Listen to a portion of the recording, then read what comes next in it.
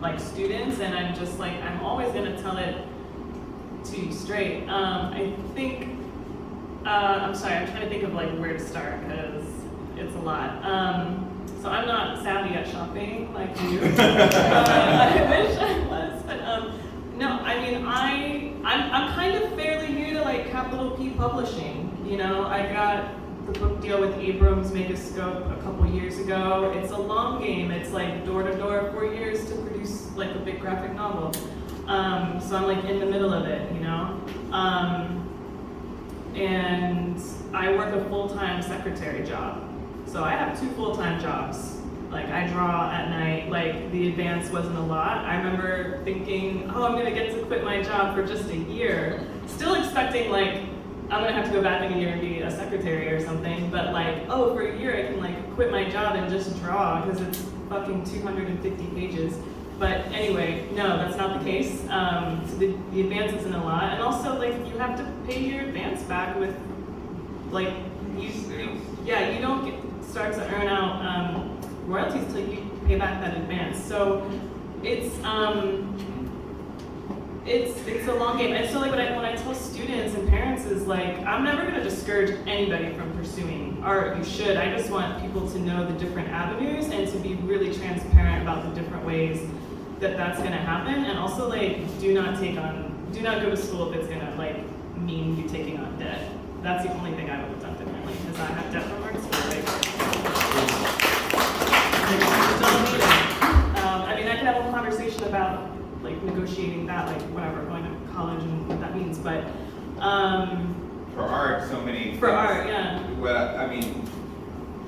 What I learned, you know, when I made my film, I didn't go to film school, and the thing that I saw being different from my experience than the filmmakers who did go to school was simply connections. Yeah. You know, like you come up as a community, right?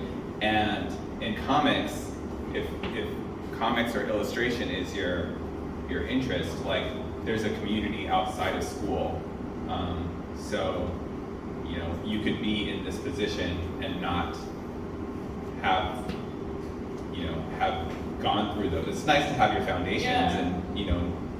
But to be real, James, like I didn't even get community from art school. It was really from zine festivals, and it cost you nothing to go and table or just like hang out at most of these places. It's super accessible that way, and I think for people that I don't know that are interested in not just comics, but like whatever alternative press or writing, it's just like, even if you get rejected from tabling at the zine, at your local zine fair, or just like go and hang out. It's a very like sincere, I find very sincere and genuine and accessible community. So it's like you don't even, like, yeah, you can sometimes get really great connections through art school, but it's like it's not worth like the $80,000 of that, in my opinion.